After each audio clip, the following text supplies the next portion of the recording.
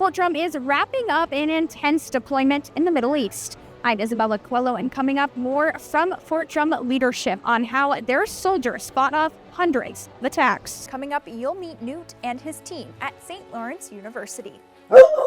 This time of year, even members of the Coast Guard are wearing these warm suits to protect them from the dangerous cold waters. Now, this drone is unlike anything NASA has ever used before. It's decked out with instruments that measure things like temperature, wind, and atmospheric pressure.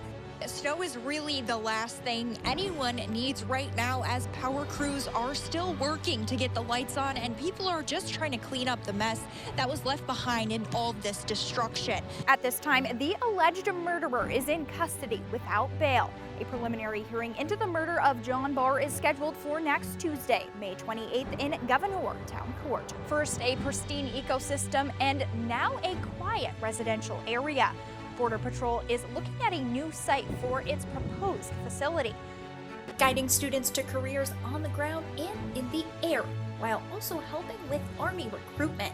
Watertown is hours away from electing its first woman mayor. The Tug Hill is used to snow, but these winds are impressive. Town officials say that the planning board knew about this project months before it was made public. This morning, dozens of Fort Drum soldiers jumped out of Chinook helicopters into the St. Lawrence River. It was absolutely amazing. I mean, seeing that ring of fire, even though it was through the clouds, was unbeatable. I'm here with my new friends, Doug and Casey. They came all the way to Watertown from New Jersey. As riders are flocking to the Tug Hill region, volunteer grooming crews have been hard at work. Law enforcement are lucky to be alive, according to the Jefferson County Sheriff, following a shooting last May.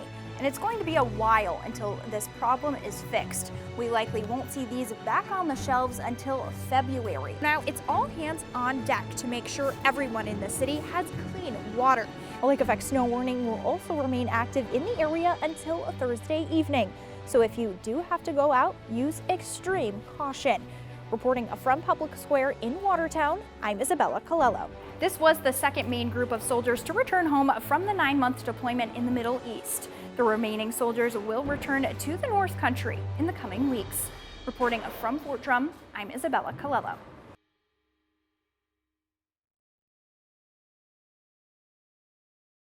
Speaking out on years of abuse. That place brainwashed us. The whole purpose of that place was to break you so they could rebuild you into their image. Their goal was to make you have no hope. Stephen Cacamo is a former student of the Academy at Ivy Ridge, a closed-down boarding school under investigation. After the Netflix series The Program's Cons, Colts, and Kidnapping alleged that students were horrifically abused. They had convinced me that if I left at 18, I was going to be homeless, so I basically was going to stay. Although marketed as a school for troubled teens, Stephen says it was full of lies. They drug test everybody. They said, oh, you tested hot for opioids, marijuana, cocaine, and benzos. I never touched a drug in my life outside of my medication I was prescribed. Ivy Ridge had dozens of strict rules, and the consequences were extreme. Recalling one time when he was forced to sit like this for hours. I asked the staff member, please, can I stand up for a second? My back and legs hurt. No. Stay how you are. Please, can I get up? Nope. Third time, fourth time. I asked a few times. Eventually, I got into a squat. Next thing I know, I have a knee going into my arm, which knocked me onto my side. And then he proceeded to get on top of me with a knee directly in my back.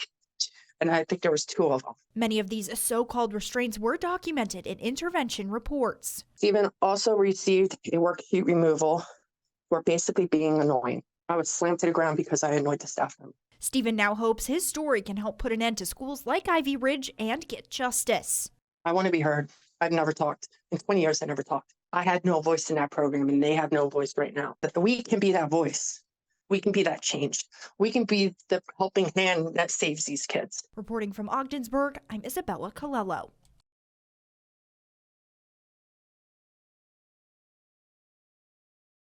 So the way that I look at myself, I don't look at myself as a female brigade commander. I look at myself as a brigade commander that just happens to be a female, right? Clearing a spot at the table. Colonel Phoenicia Jackson is the commander of the 10th Mountain Division's Sustainment Brigade, a part of the 15% of female soldiers in the Army. I get just as much support from my peers as anyone else. And I know when I get at the table, I come to the table with recommendations. It's heard. It's not just heard by my peers, but by the leadership as well.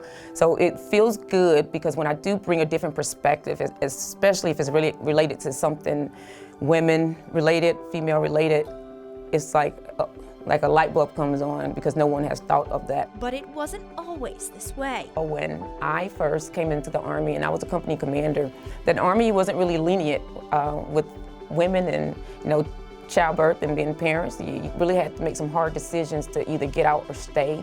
And what did that mean if you stayed in the military and you had to depart from your child to go on a deployment or something like that?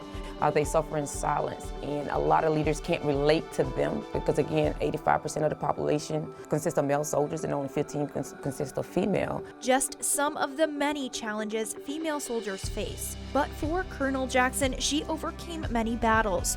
Through half a dozen combat and operational deployments, she climbed from a private to a colonel and is leading a program on Fort Trump called Woman Warriors of the Mountain. For the past 28 years that I've served, I've never had a woman mentor, right? I've never seen men and women leaders coming up throughout the military. So I thought to myself, it's my obligation, it's my duty to provide myself as a role model, as an advisor. The goal is to inspire, right? The goal is to inspire women that they can still serve in the military and live their life also. They can still be parents, they can still be spouses, they can still have a career. And whether it's in the military or in the civilian community, but you matter. You can do it all. There are resources and agencies that are out there. You have a support group to do whatever it is that you desire in life. Because she knows how a support system can help one continue to climb. I was the first one to graduate from college in my family, so that was a really big deal. I enlisted first, and I received a scholarship from the Army. And when I got commissioned, and the number of family members that showed up to my commission that told me that it was a big deal. Right, this is a big deal, and I didn't realize it at that time that I was the first member of my family to graduate college. So as I enjoy my time in the military and perform my duties, I wear this uniform for me and my family. Like every day that I come to work, it's for me and my family. Like this is a picture of my brother. He's deceased now, but I wear this uniform for my family. And she says she's honored to be a leader today as progress continues to grow. We have women in field artillery, we have women in aviation, women in military intelligence, logistics, medical. We have more women now. And I think I'm seeing leaders look and promote people based on talent, regardless of gender. The Army is more accommodating of women and their lifestyles if they choose to be mothers and parents as well as soldiers. Now we have policies and programs in place to protect them. That's why it's important to highlight women, support women, to encourage them to stay around, to continue their careers in the military, because we have to start now investing in those leaders that we want to see in the seats years from now. A mission she'll continue to lead until there's room for everyone at the table.